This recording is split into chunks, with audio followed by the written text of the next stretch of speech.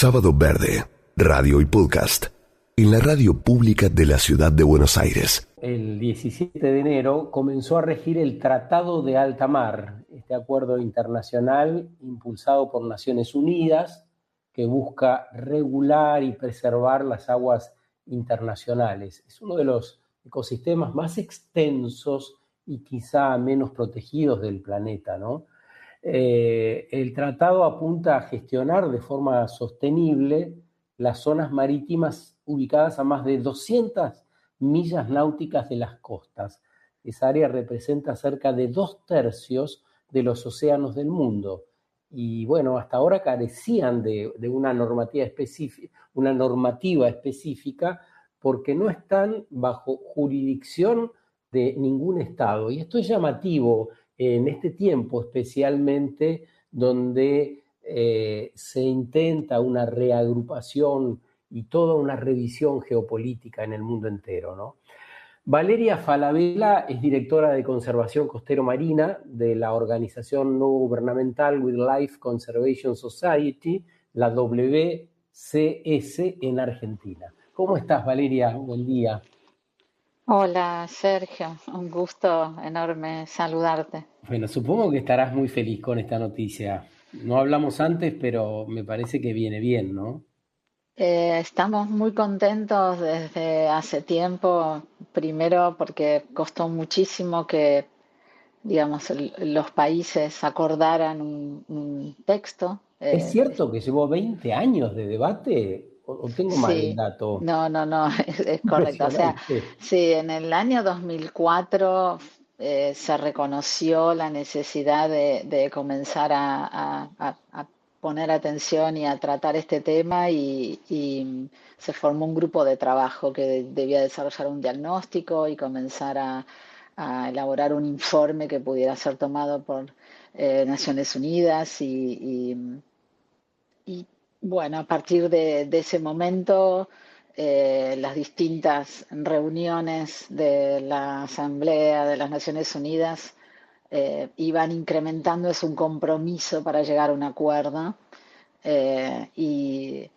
fue muy complejo, digamos, que los países se pusieran de acuerdo en un texto, digamos, las discusiones eran realmente extensas y eran palabras que había que cambiarse, si fueron 20 años. No es para nada sencillo y ha sido un hito.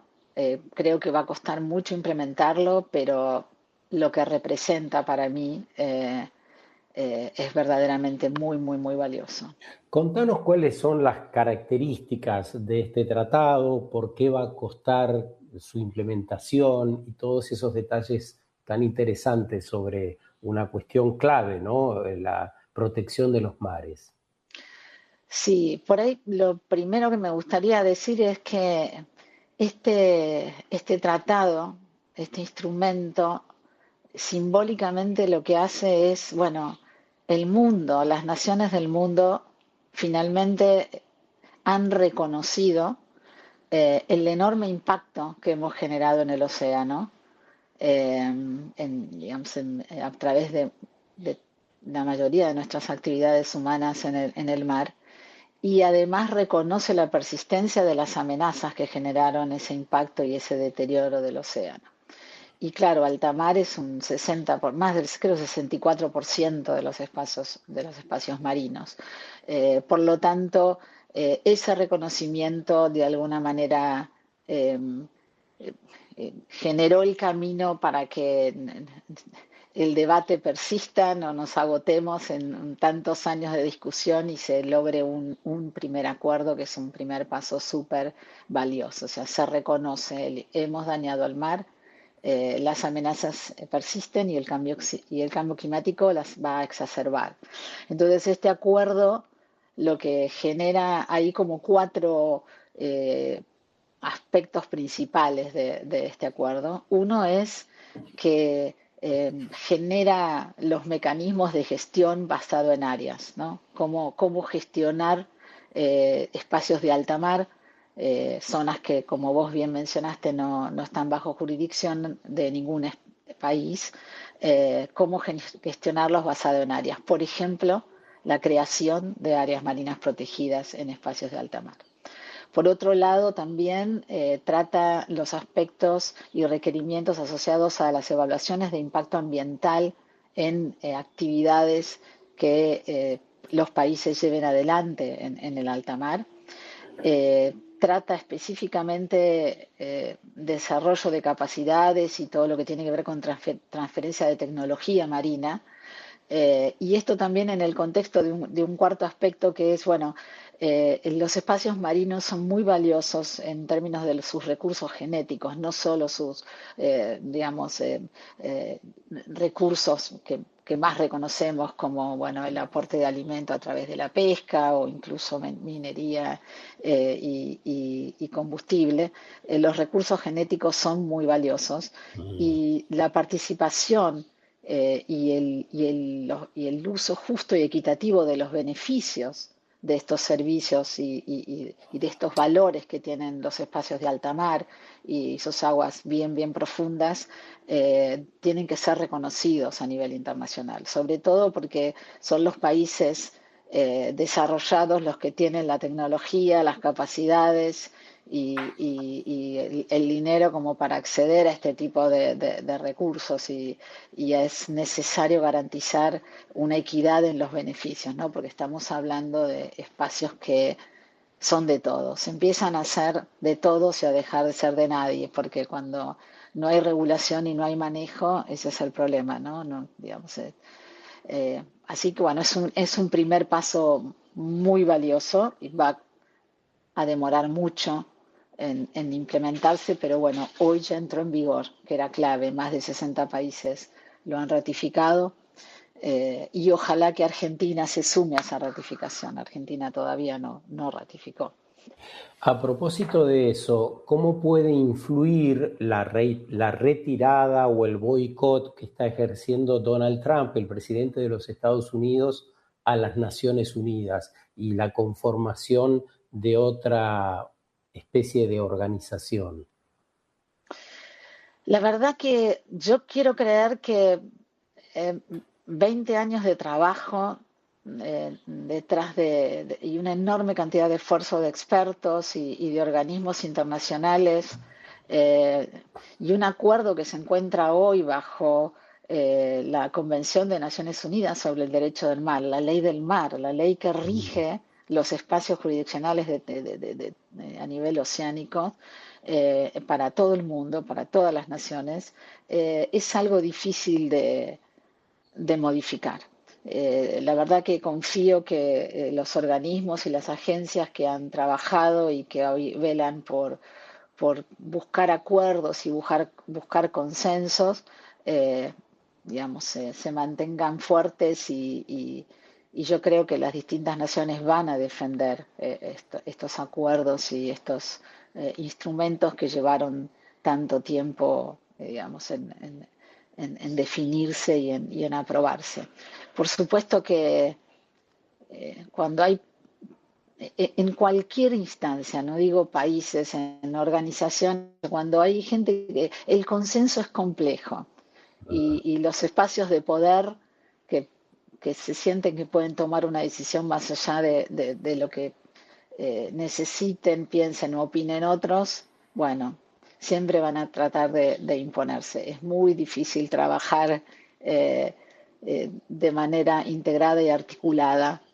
Nosotros, vos sabés que el WCS es parte fundadora de un foro para la conservación del mar Patagónico. Somos 30 organizaciones y trabajar bajo consenso es costoso y los resultados y los beneficios son altísimos.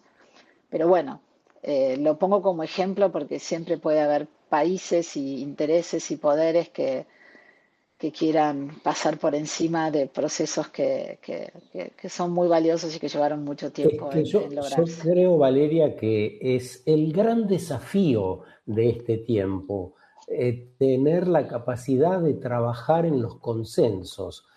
Más difícil que nunca, quizá, en la historia por lo menos en la historia moderna de la humanidad, ¿no?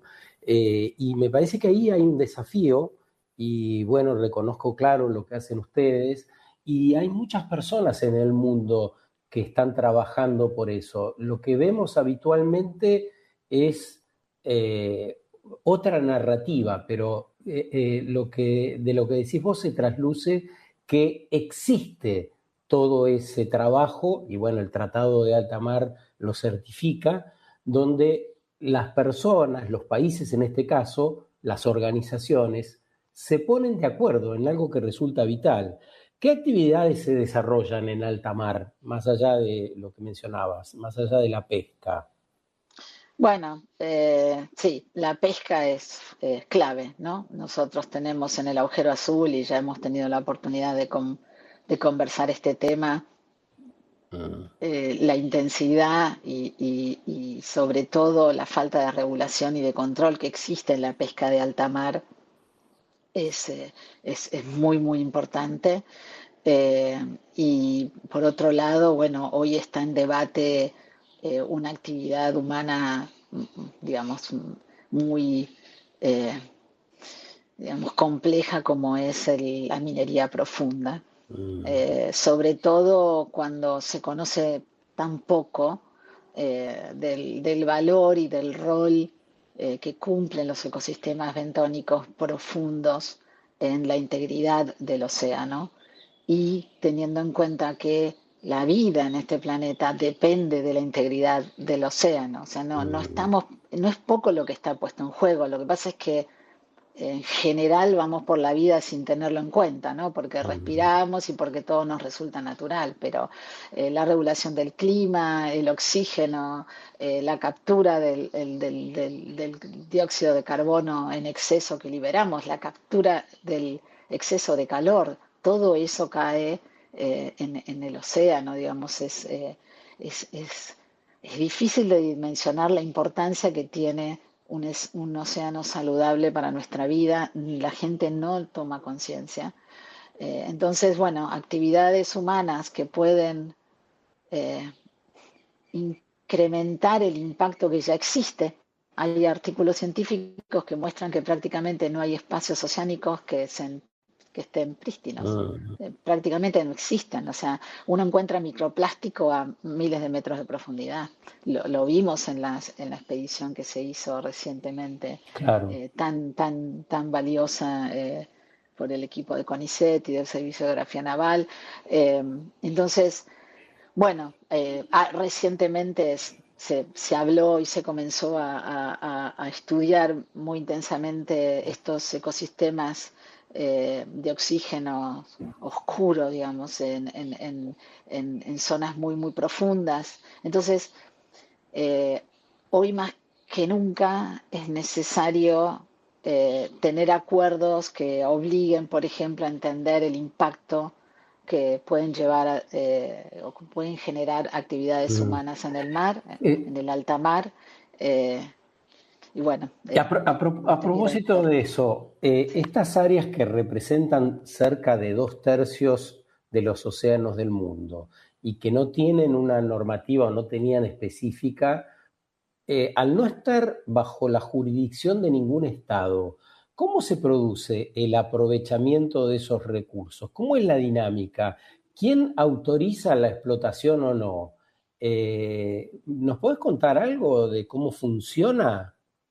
Sí, lo que existe bajo la Convención de Naciones Unidas de los Derechos del Mar, esta normativa que rige digamos, en los océanos y que define los derechos y responsabilidades de las naciones frente al océano y sus recursos, eh, en términos de, por ejemplo, los recursos y los fondos marinos, tiene un organismo específico que evalúa y que genera los permisos, por ejemplo, para todo lo que tiene que ver con minería profunda. Y ese organismo, por ahora, lo que está permitiendo son exploraciones, digamos, no hay explotación, sino que Mm, hay un proceso de exploración que viene de la mano de estudios para evaluar impacto, digamos, Pero de esa ¿qué exploración. países tienen derecho a ejercitar alguna explotación de lo que sea? Eh, Cualquier país puede asentarse en esas zonas y desarrollar pesquería, por ejemplo. Sí, a ver, la pesquería, en la medida que un país tenga las capacidades, Claro, hay que llegar eh, ahí. eh, claro, digamos, hoy los países que protagonizan lo que llaman las pesquerías, las flotas de distancia, ¿no? Y Lo que sucede en el límite de nuestra zona económica exclusiva, China, España, Corea, son países que tienen capacidades de, de subsidiar y de apoyar pesquerías a miles de kilómetros de sus zonas jurisdiccionales. Y si, digamos, todo lo que tiene que ver con la columna, digamos, la columna de agua en la zona de alta sí, mar, eh, excepto en regiones donde existen organismos, se llaman organismos regionales del manejo pesquero, donde determinadas naciones que hacen, digamos, y que tienen intereses de pesca en esas zonas, bueno, conforman estos organismos regionales para organización de la pesca, o UOROP, como se llaman en español, eh, y definen lineamientos y acciones de manejo, digamos, como para garantizar ciertos cuidados y normativas de pesca que les permita sostener esa actividad en el largo plazo. Porque cuando la pesquería no se maneja adecuadamente, lo que se hace es agotar el recurso claro. y a niveles que deja de ser rentable. Entonces, la verdad que el manejo pesquero responsable Mm, es, es fundamental. Pero bueno, en alta mar hay áreas que no tienen estas claro. áreas digamos, de organización pesquera. Y bueno, es fundamental que haya un acuerdo y es fundamental por algo que vos mencionaste también, digamos, y este acuerdo lo contempla bastante seriamente, ¿no? El tema de equidad en el uso y en el beneficio de los recursos, porque si no, un país que tiene la tecnología, la Claro, capacidad, el conocimiento y los fondos como para acceder a determinados recursos, bueno, recibe que un beneficio es muy eh, inequitativo. totalmente. Se requiere un control que garantice la equidad, digamos, porque estamos hablando de áreas, ecosistemas y biodiversidad que son patrimonio mundial, Decías digamos. en el arranque que iba a ser, tenemos un par de minutos finales, pero en el arranque decías va a ser difícil su implementación. ¿Tiene que ver con la inmensidad y con la estructura que hay que montar para esos controles? Sí, tiene que ver, por supuesto, con todo lo que implica poner en marcha un organismo de este estilo, que Mm. requiere armar su secretaría. Sabemos que Chile se ha postulado para que la secretaría se pueda sentar en Valparaíso, algo que apoyamos y festejamos. Qué Ojalá que bueno, suceda sí. así. No está decidido, pero sería la primera vez que un organismo internacional se descentraliza un poco Qué de bueno. Europa y viene a la región, así que desde el foro apoyamos mucho, digamos, esa presentación hecha por Chile.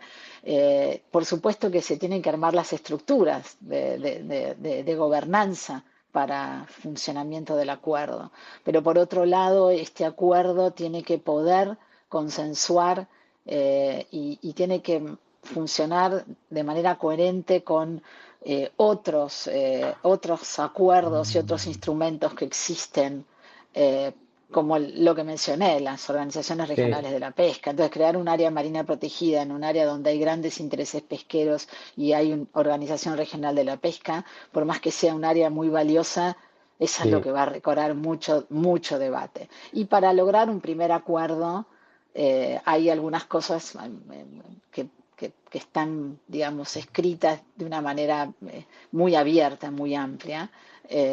Era necesario para dar este primer paso, pero bueno, calculo que es un proceso y va a llevar años, pero el paso es enorme, es para festejar y ya hay mapas que muestran áreas claves para avanzar en el uso de este tratado y proteger zonas de alta mar de enorme valor. En Chile la cordillera submarina de Sala, Nazca y Gómez, frente a la Argentina, la zona del agujero azul, son áreas que ya han sido identificadas internacionalmente junto con muchas otras, ¿no? Para celebrar, Valeria, efectivamente. Así que, bueno, agradecemos desde ya este rato, pero básicamente todo el trabajo que vienen haciendo a través de diferentes organizaciones para que esto sea posible, para seguir cuidando el mar, llamando la atención sobre la importancia que tiene el mar. Y nada, sigamos en comunicación. Ojalá se dé lo de Valparaíso en Chile, que ahí se asiente la sede de este acuerdo de alta mar. Sería realmente muy, muy bueno para la región. Que tengas una buena mañana. Muchísimas gracias, Sergio, por interesarte en estos temas y por estar siempre tan atento. Un gusto hablar con vos y ojalá que Argentina ratifique también. Eso es muy, muy importante que suceda. Ojalá, sí, vamos a estar atentos a eso, tal cual.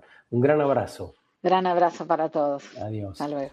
Bueno, escuchamos a Valeria Falabella, casi en el final del programa. Valeria es directora de Conservación Costero Marina de la organización no gubernamental Wildlife Conservation Society, la WCS de Argentina, sobre el Tratado de Alta Mar, que ha logrado finalmente consenso y es un acuerdo internacional que rige desde la semana pasada. Sábado Verde, radio y podcast, en la radio pública de la Ciudad de Buenos Aires.